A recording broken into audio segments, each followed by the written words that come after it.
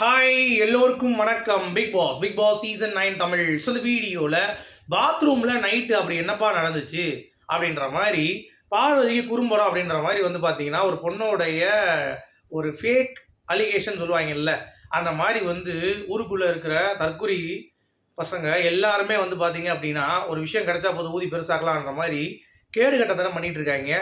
ஆக்சுவலாக இந்த பிக் பாஸில் வந்து பார்த்தீங்கன்னா ஒரு ட்ராக் அப்படிங்கிறது பயங்கரமாக வந்து போயிட்டுருக்கு. அதாவது இந்த கமருதீன், பார்வதி, அப்புறம் இந்த எஃப்ஜே, ஆதிரை இந்த இஷ்யூலாம் வந்து போயிட்டு இருந்துச்சுல்ல. ஸோ இது வந்து பார்த்தீங்கன்னா முழுக்க முழுக்க ஒரு லவ் கண்டென்ட்டை தாண்டி அவங்களுக்குள்ள ஒரு எமோஷன்ஸ் இருக்குது அப்படிங்கிறது பார்க்க முடியுது. ஸோ அவங்க வந்து இந்த டிஸ்கஸ் பண்ண இந்த கவர் பற்றி பேசுனது இதெல்லாம் வந்து பயங்கர கான்ட்ரவர்சிஸ் வந்து கிரியேட் ஆச்சு. ஓகேங்களா? ஆனால் அது சம்பந்தமாக நேற்று முழுமையாக நமக்கு வந்து பார்த்தீங்கன்னா அந்த ஃபுட்டேஜை பார்த்து அனலைஸ் பண்ண வரைக்குமே பார்வதி மேலே எல்லாருமே ஃபால்ஸ் அலிகேஷன்ஸ் தான் வச்சுட்டு இருக்காங்க அப்படிங்கிறது பார்க்க முடியுது.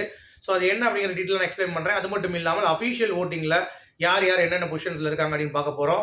அடுத்து காலையில் வேறு என்ன நடந்துச்சுன்னு பார்த்தீங்கன்னா, நான் ஏற்கனவே டிஸ்கஸ் பண்ணிட்டேன் பார்வதி கமருதீன் மேட்ரு. பார்க்காதவங்க போய் பார்த்துருங்க. அது மட்டும் இல்லாமல் சாண்ட்ரா பேசுனது அவ்வளோதான். அதுக்கப்புறம் கனி பேசுனது இதெல்லாம் வந்து சும்மா சின்ன சின்ன விஷயம் தான், பெருசாக எதுவுமே இல்லை அப்படிங்கிறது பார்க்க முடியுது. ஓகேங்களா? ஸோ இப்போ நம்ம வீடியோக்குள்ளே போகலாம். ஸோ லைக்கு, சேனலுக்கு சப்ஸ்கிரைப் மட்டும் பண்ணிக்கோங்க. போகலாமா? ஸோ ஃபஸ்ட்டு வந்து பார்த்தீங்கன்னா பாத்ரூமில் நேற்று என்ன நடந்துச்சு அப்படின்ற மாதிரி. ஆக்சுவலாக நேற்று நைட் வந்து டெக்னிக்கல் இஷ்யூ ஒன்று ஆயிடுச்சு. அதுதான் உண்மை. சரியா? திடீர்னு வந்து நாய் குலைஞ்சிருச்சு. ஆக்சுவலாக வெளியே படுத்துட்டு இருக்கோம் என்ன நினச்சிட்டாங்கன்னா நம்மளால தான் நாய் குலைஞ்சிருச்சு அப்படின்ற மாதிரி. ஓகேவா? திவ்யா உள்ள என்ன நினச்சிட்டாங்கன்னா கால் ஆயிடுச்சு போல, அதான் நான் தூங்கிட்டு இருக்கேன் போல நினச்சிட்டாங்க. ஸோ இந்த மாதிரி ஒவ்வொருத்தரும் ஒரு வேரியேஷன். அப்போ வினோத்தா இருக்கக்கூடியவர் வெளியே வராரு. நல்லா கவனிச்சுலாம் தெரியும். நாய் குலைச்சி இவங்க டிஸ்கஸ் பண்ணிட்டு இருக்கும்போது டக்குன்னு காட்டுவாங்க. கமருதீன் வந்து பெட்டில் இப்படி உட்காந்துட்டு இருப்பான். இப்படி சைடில் இப்படி பின்னாடி கேமரா ஆங்கிள் காட்டுவாங்க. இப்படி உட்காந்துட்டு இருப்பான். அவன் அப்படியே போய் படுத்து இப்படி பெட்ஷீட் எடுத்து போட்டு படுத்துருவான். ஓகேவா? இது நடக்கும். அடுத்து பார்வதி கொஞ்ச நேரத்தில் வந்து அடுத்த கட்டிங் வந்து போகிறப்ப பார்வதி வந்து ஸ்மோக்கிங் ரூம் இருக்கும்ல, அங்கேருந்து கார்னர் ஏரியா வழியாக வந்து இந்த டோரை வந்து ஓப்பன் பண்ணி உள்ளே போவாங்க. அப்போ வினோத் வந்து கேட்பார், என்னம்மா தூங்குனியா, எதுக்கு நாயை குலைச்சிச்சு அப்படின்ற மாதிரி வந்து கேட்பார். அதில் போங்கண்ணே அப்படின்னு சொல்லிட்டு அவங்க மாதிரி போயிடுவாங்க. உள்ளே போயிட்டு மேக்கப்லாம் ரிமூவ் பண்ணிவிட்டு படுத்துட்டு அதுக்கு தான் வந்து பேசுவாங்க. அந்த மாதிரி வந்து எனக்கு ஃபீலிங் கண்ட்ரோல் பண்ண முடியல, எமோஷன்ஸ் வந்து ரொம்ப இதாக இருக்குது அப்படின்ற மாதிரி. ஸோ இப்போ நம்ம பார்க்குறோம் என்ன நடந்துச்சுன்ட்டு. ஸ்மோக்கிங் ரூமில் கேமரா கிடையாது. பட் ஸ்மோக்கிங் ரூமுக்கு முன்னாடியே அதை நாய் குலைச்சப்போ வந்து பார்த்தீங்கன்னா நீங்கள் கட் பண்ணால் கமருதீன் வந்து உள்ளே இருக்கான், பெட்ரூம்குள்ளே உட்காந்துருக்கான். அதுக்கடுத்து நாய் குலைச்ச பிறகு இவர் வந்த பிறகு அதுக்கடுத்து தான் வந்து பார்த்தீங்கன்னா நம்ம பார்வதி உள்ளேருந்து வெளியே போகிறாங்க. ஸோ இவ்வளோ விஷயம் நடந்திருக்கு. நல்லா நீங்கள் கவனிக்கணும். கமருதீன் வந்து முதலே பெட்ரூமில் தான் இருக்கான் நாய் குலைக்கும் போது. ஓகேங்களா? இந்த சைடு வந்து பார்வதி ஸ்மோக்கிங் ரூமில் தம் அடிச்சிட்டு இருக்கா, என்ன பண்ணுன்னு தெரில. வெளியே வந்துட்டு இவங்க நாய் குலைச்ச உடனே இவங்கெல்லாம் எந்திரிச்சு ஷாக் ஆகிறப்ப கமருதீன் அங்கே தான் இருக்கான். ஓகே? அவன் போகிறதுக்கான எந்த ஒரு இதுவும் இல்லை, ஃபுட்டேஜும் இல்லை ஸ்மோக்கிங் ரூம் வந்து போகிறான்ட்டு. இது ஆக்சுவலாக பாத்ரூம்லேயே நடக்கலை. இவங்க எல்லாம் என்ன பண்ணுறாங்க அப்படின்னா ஃபால்ஸ் அலிகேஷன்ஸ் வச்சு பாத்ரூமில் வந்து கமருதீன் பார்வதி இருந்தாங்க. 2 பேரும் வந்து எல்லை மீறி போயிட்டாங்க.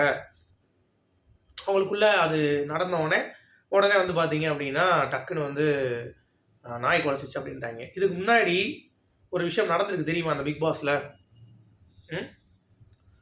அதாவது ஒருத்தர் ஃபேமஸான ஒருத்தவரே வந்து ஒரு ட்வீட் வந்து போட்டிருக்காரு. இந்த பிக் பாஸில் ட்விட்டர்லாம் போடுவாங்கல்ல, அந்த ஒரு நபர் என்னன்னா இந்த மாதிரி பிக் பாஸ் வீட்டுக்குள் இந்த கசமசா அப்படின்ற மாதிரிலாம் வந்து போட்டிருக்காங்க. ஸோ என்னடா அப்படின்னு சொல்லி யோசிக்கும் பொழுது அது எந்த சீசன் எனக்கு தெரில. பட் இந்த மாதிரி நிறைய விஷயங்கள் நடந்திருக்கு. சரியா? அதை வந்து பிக் பாஸ் வந்து ஹைலைட்டே பண்ண மாட்டாங்க. அடல்ட்ஸ் அதை காட்ட வேண்டிய அவசியம் இல்லை. அதுக்காக நாய் குலைக்க வேண்டியது இல்லை. ஓகேங்களா? ஸ்மோக்கிங் ரூமில் சும்மா ஒரு இதில் வந்துட்டு ஏன்பா வெளியே கிளம்புனா கிளம்பிடுவாங்க. நாய் குலைச்சதுக்கு மெயின் காரணம் டெக்னிக்கல் இஷ்யூ. சரியா? அதுக்காக பார்வதி கமருதீன் பண்ணுறது ஜஸ்டிஃபிகேஷனாக கேட்டிங்கன்னா கண்டிப்பாக இல்லை. இதுக்கு முன்னாடி சீசனில் பண்ணியிருக்காங்க. இவங்க தான் முதல் ஆள் கிடையாது. இது இவங்க தான் ஃபஸ்ட்டு அப்படின்லாம் கிடையாது. இது கேடுகட்டத்தனம் தான். அது எந்த வகையில் நான் வந்து தப்புன்னு சொல்லலை. அவங்களோட ஃபீலிங்ஸ் அது. அது வெளியே போய் காட்டுங்க, எனக்கு தப்பு கிடையாது. ஏன்னா ஒருத்தர் அடல்ட் இன்னொருத்த மேலே ஃபீலிங் இருக்குது, பிரச்சனை கிடையாது. பட் அதை வந்து கேமரா கிட்டே அவங்க காட்டல, ஓரமாக எங்கேயோ போய் காட்டிகிட்டு இருக்காங்க. அது கூட தப்பு. இந்த வீட்டில் எதுக்கு வந்திருக்கீங்க? முன்ன கேம் தான் விளாட வந்திருக்கீங்க? கேமே இல்லையே. அதாவது நம்மள மாதிரி ரிவ்யூவர்ஸ்லாம் வந்து உட்காந்து ஒவ்வொன்றையும் வந்து அனலைஸ் பண்ணி மைண்ட் கேம் இப்படி ஆட போகிறாங்க, இப்படி ஆட போகிறாங்கன்னு யோசிச்சுட்டு இருந்த ஒரு காலத்தை போய் இப்போ வந்து பார்த்தீங்கன்னா பாவம் ஆயிடுச்சு. எஃப்ஜே ஆதிரையை கட்டி பிடிச்சானா? பியானா வந்து எஃப்ஜே பார்த்தாலா? பார்வதி கமருதீன் கூட சுற்றி எங்கே சுற்றுறான்? பாத்ரூமில் இருக்கானா, இல்லை அங்கே கிச்சனில் இருக்கானா அப்படின்ற மாதிரி என்னென்னலாம் வந்து டீகோட் பண்ணுற மாதிரியோ அந்த மாதிரி ரிவ்யூவர்ஸ் வந்து பார்த்தீங்கன்னா பண்ண வச்சிட்டாங்க. சரியா? இப்போ என்ன கரெக்ட் பண்ணுறாங்கன்னா, இந்த அம்மா வந்து படுத்துட்டு பார்வதி வந்து பேசுவோம், இந்த மாதிரி கண்ட்ரோல் பண்ண முடியல எமோஷன்ஸை, அதனால் சாரி பிக் பாஸ் அந்த மாதிரி சொல்லுவாங்க. சாரி கூட கிடையாது. இந்த மாதிரி எனக்கு வந்து I can control my emotions Bigg Boss அப்படிங்கிற மாதிரி சொல்லுவாங்க. உடனே இது என்ன லிங்க் பண்ணிட்டாங்கன்னா, இவ ஏதோ தப்பு பண்ணிட்டா, அதனால இந்த எமோஷன்ஸுங்கிறது 2 வகையான இருக்குது. ஒன்று வந்து பார்த்தீங்கன்னா மனதளவில் எமோஷன்ஸ் இருக்குது, இன்னொன்று உடலளவில் இருக்குது. ஸோ நம்ம எதுவுமே பார்க்காத வரைக்கும் எதுவுமே கற்பனை பண்ண முடியாது, ஒருத்தவங்கள ஃபால்ஸ் அலிகேஷன்ஸ் பண்ண முடியாது. சரியா? நம்ம வந்து இதுக்கு முன்னாடி நடந்தப்பயும் நம்ம பேசியிருக்கோம். ஏதோ ஒரு சீசனில் இந்த மாதிரி 2 பேருக்கும் கசமுசான்லாம் ட்வீட் போட்டாங்க. அதுக்கெலாம் நம்ம ஆதரவச்சு அது போடக்கூடாது, அந்த மாதிரி அவங்களுடைய வாழ்க்கை இருக்குன்னு சொல்லி நம்ம பேசிடுவோம். அதே மாதிரி தான் இங்கேயும் நான் பேசுகிறேன். விவரம் தெரியாமல் எதையும் பேசாதீங்க. எல்லாத்துக்கும் ஒரு லைஃப் இருக்குது. சரியா? அதை நீங்கள் புரிந்து கொள்ளுங்கள். ஃபால்ஸ் அலிகேஷன்ஸ் வேண்டாம். அது அவங்களுடைய பர்சனல். ஓகே?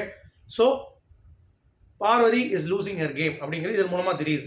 எமோஷன்ஸில் அது என்ன எமோஷன்ஸ் இருக்கட்டும், அதை பற்றி நான் பேச விரும்பல. Okay, but she is losing her game. மக்கள் வந்து பார்த்தீங்கன்னா இதுக்காக பார்க்கல பார்வதியை. இந்த கண்டென்ட் தேவையில்லாத கண்டென்ட்லாம் பார்க்கல. அவள் கேம் பண்ணுறா, சில விஷயங்கள் பண்ணுறா. நேற்று கூட வந்து பார்த்தீங்கன்னா திவ்யா வந்து உடச்சி விட்டா. அந்த மாதிரி இதை தான் எதிர்பார்க்குறாங்க. அதை விட்டு இவள் பண்ணுற வேலையெல்லாம் வந்து பார்த்தீங்கன்னா சரியில்லை அப்படிங்கிறது தான் பாயிண்ட். ஓகே, இது நீங்கள் புரிந்து கொள்ள வேண்டும். அடுத்து வந்து நீங்கள் எடுத்துக்கிட்டீங்க அப்படின்னா, நம்ம சாண்ட்ரா பார்வதி எனக்கு ரொம்ப டிஸ்டன்ஸ் மெயின்டைன் பண்ணுற மாதிரி இருக்குது அப்படின்ற மாதிரி கணிச்சிட்டா இருக்கும். சாண்ட்ராவுடைய கணிப்பு அனலைசிங்லாம் ப்ரில்லியண்ட்டாக இருக்குது. ஏன்னா எப்பயும் நல்லா பேசுவா. அவன் கூட இருக்கேன்னு சொன்னான். நேற்று நைட் வந்துட்டு என் கூட தூங்கிட்டு இருக்கும்போது அந்த பிரச்சனை. அப்போ அடுத்த நாள்லேருந்து அவள் பேசுறது இல்லை. ஏன்னா அவள் முடிவு பண்ணிட்டான் சாண்ட்ரா கேம் விளாட்றான்னு சொல்லிட்டு அவள் வகையில் ஜஸ்டிஃபிகேஷன் கொடுத்துட்டா பார்வதி. ஆனால் சாண்ட்ரா வந்து பார்த்தீங்கன்னா அதை வந்து நம்ப முடியல, என்னடா அது அப்படின்ட்டு. அது அவளுடைய கேம் சாண்ட்ரா அப்படிங்கிறத நீங்கள் புரிந்து கொள்ள வேண்டும். நீங்கள் ஒரு கேம் ஆடுறீங்களா, அந்த மாதிரி தான். அடுத்து திவ்யா பற்றி பேசுகிறாங்க. திவ்யா வந்து என்னை பேசணும், அப்படியே எஃபர்ட் போடணும், என்ன மிஸ் பண்ணணுன்றால அப்போ எதுக்கு என்ன நாமினேட் பண்ண அந்த வீட்டிலேருந்து. இதில் வந்து நீ புரிஞ்சுக்கோங்க அமித், அவள் எப்படிப்பட்ட கேம் விளாட்றான்ட்டு. என் கூட அப்படியே ட்ராவல் பண்ணிவிட்டு என்னை வந்து பார்த்தீங்கன்னா எடுத்து செருப்படி அடிக்கிறது தான் அவளுடைய வேலை. புரியுது அவங்களுக்கு? அப்படி கூடயே நின்று கூலி பறிச்சுட்டு இருக்கா அப்படின்ற மாதிரி சாண்ட்ரா வந்து ஒரு அபிஷேகம் வைக்கிறாங்க திவ்யா மேலே. பின்ன பேச மாட்டீங்கிறப்ப திவ்யா என்ன பண்ணுவா அப்படிங்கிறது ஒரு பக்கம் இருக்குல்ல, திவ்யா சைடும் பார்க்குறப்ப. ஆனால் சாண்ட்ராக்காங்கிறக்கும்போது அவங்க நாமினேஷன் பண்ணுறதுக்கு இது ஒரு இது இல்லை. திவ்யாவோட ஒரு கேம் இதில் பியூராக தெரியுது பார்த்தீங்களா. சாண்ட்ரா பிரச்சனை எலிமினேட் பண்ணோன்ட்டு அவங்க சொந்த கொண்டாட வரல. அப்புறம் இதுக்கு அக்கா நொக்கா அண்ணன், அது தப்பு இல்லை. அந்த ஒரு விஷயம் தான் எனக்கு இங்கே வந்து இடிக்குது. ஓகே, அடுத்து சபரி வந்து நீங்கள் நினைக்கிற மாதிரிலாம் ஆள் கிடையாது, அவன் ரொம்ப ஃபேக் அப்படின்ற மாதிரிலாம் உடைக்கிறாங்க. ஸோ அது ஒன்று போயிட்டு இருக்கு. அப்புறம் கனி எஃப்ஜே சவுண்டு கொடுக்காம பேசு, கத்தாத. திவ்யா என்னங்க ஒரு விஷயம் அண்டர்ஸ்டாண்டிங்கே இல்லை அவங்களுக்கு. பேசினா திருப்பி பேசிட்டே இருக்காங்க, அவங்க பேசுறது தான் கரெக்டுன்னு இருக்காங்க. அதெல்லாம் வந்து இந்த வீட்டில் செட் ஆகாது அப்படின்ற மாதிரி சொல்கிறேன். சாண்ட்ரா வந்து இது கண்டென்ட்டுக்காக மெயினாக பண்ணுறாங்கிறதையும் கணிக்கிறாங்க. கனி குரூப். ஓகே, இதுதான் வந்து போயிட்டு இருக்குங்க. சரியா? இப்போ வந்து ஓட்டிங் அனாலிசிஸ் பார்ப்போம். ஸோ ஓட்டிங் பொறுத்த வரைக்கும் வினோத் வந்து ஸ்ட்ராங்காக இருக்காருங்க. அவர் பீட் பண்ண முடியாது, அவ்வளோதான். கோப்பையில் பிக் பாஸ் சீசன் 9 வினோத் அவர்களுடைய நேம் பொறிக்கப்பட்டுருச்சு. ஏன்னா அவர் கேம் வைஸும் வந்து பார்த்தீங்கன்னா ரொம்ப ஸ்ட்ராங்காக இந்த வாரம் கேப்டன் ஆகிட்டு சாண்ட்ராவை லாக் பண்ண விதம், திவ்யா எக்ஸ்போஸ் பண்ண விதம், பாருகிட்ட ஃபைட் பண்ண விதம் எல்லாமே வந்து பார்த்தீங்கன்னா இந்த வாரம் வந்து அவருக்கு ஒரு மைல்கல்லாக தான் இருக்கிறது. அவரை இறக்குறது அப்படிங்கிறது ரொம்ப ரொம்ப டஃப். ஓகேவா? ஸோ அன்அஃபிஷியலில் திவ்யா இருக்காங்க. பாட்ஸோடைய ஓட்டிங் 1,20,000 ஓட்டு. கமருதீன் 70,000. அரோரா 3வது வந்துட்டாங்க 58,000. ஸோ வினோத்தோடைய ஓட்டிங் தான் இது. அப்புறம் பார்வதி 58,000. அதே இதுதான், 2 பேரும் பெரிய டிஃப்ரென்ஸ் இல்லை. சபரி 50,000. சபரிக்கு ஓட்டு குறைஞ்சிருச்சு. ஸோ இந்த வாரம் வினோத் இல்லை, அதனால் வினோத்தோடைய ஓட்டு வந்து எல்லாத்துக்கும் போயிருக்கு அப்படிங்கிறதுனால கொஞ்சம் நம்ம கன்ஃபியூஸ் ஆகுது. ஓகேவா? ஏன்னா இல்லாட்டி இந்த அளவுக்கு ஒரு சேஞ்ச் இருக்காது. அடுத்து அமித் கொஞ்சம் ஓட்டு இன்க்ரீஸ் ஆகிருக்கு. சாண்ட்ராக்கு இன்க்ரீஸ் ஆகிருக்கு. ஓகே, கனிக்கு 33,000 தான் இருக்குது. சுபிக்ஷாவுக்கு 33,000. எஃப்ஜேக்கு 32,000 ஆயிடுச்சு. ஸோ எஃப்ஜே ஆதிரை தான் இந்த வாரம் டபுள் எவிக்ஷனாக இருந்தால். பட் டபுள் எவிக்ஷன் இருக்குமா அப்படின்றது எனக்கு கொஞ்சம் டவுட்டாக தான் இருக்குது இப்போ இந்த சினாரியெல்லாம் பார்க்கும்போது. ஓகே, ஆதிரை மட்டும் தூக்கி விட்டு இந்த வாரம் எஃப்ஜே அடுத்த வாரம் தான் தூக்குவாங்கன்னு நினைக்கிறேன் எனக்கு தெரிஞ்சு, ஃபேமிலி கவுண்டுக்கு அப்புறம். ஏன்னா இது அப்படி நடந்துச்சுன்னா கிட்டத்தட்ட 12 பேர் ஃபேமிலி வீக். இதுதான் முதல் டைம் நினைக்கிறேன். சரியா? அந்த மாதிரி. ஸோ திவ்யா, கமருதீன், அரோரா, பார்வதி. அரோரா வந்து பார்வதியை முந்தியிருக்காங்க அன்அஃபிஷியலில். ஓகே, பட் அஃபிஷியலில் வேறு மாதிரி அப்படிங்கிறது தான். ஸோ முதல் இடத்தில் கமருதீன் இருக்கிறார். 2ஆம் இடத்தில் திவ்யா வந்துட்டாங்க. திருப்பி பார்வதி கீழே இறங்கிட்டாங்க. நேற்று பார்வதி இருந்தாங்க, இன்னைக்கு திவ்யா. ஸோ திவ்யா 2ஆம் இடம். 3வது வந்து பார்த்தீங்கன்னா பார்வதி தான். 4வது வந்து பார்த்தீங்கன்னா நம்ம அரோரா வந்திருக்காங்க. 5வது நம்ம சபரி. ஓகேவா? ஸோ ஃபஸ்ட்டு வந்து திவ்யா, கமருதீன் அஃபிஷியலில். 2வது வந்து பார்த்தீங்கன்னா திவ்யா, 3வது பார்வதி, 4வது அரோரா, 5வது சபரி. இதுதான் வந்து அஃபிஷியலில் இருக்குது. ஸோ இந்த டாஸ்கில் பெருசாக எதுவும் மாறும்னு பார்த்தா கண்டிப்பாக மாறி இருக்குது. அரோராவுக்கு வந்து நேற்று அவர் ஆடின ஆட்டத்துக்கு ஓட்டு வந்திருக்கு பார்த்தீங்களா. ஸோ இந்த டாஸ்கோடைய இம்பார்ட்டன்ஸில் அடுத்து என்னென்னலாம் நிகழ்வு நடக்குதுங்கிறத பார்ப்போம். உங்களுடைய கருத்துக்கு சொல்லுங்கள். மீண்டும் சந்திப்போம்.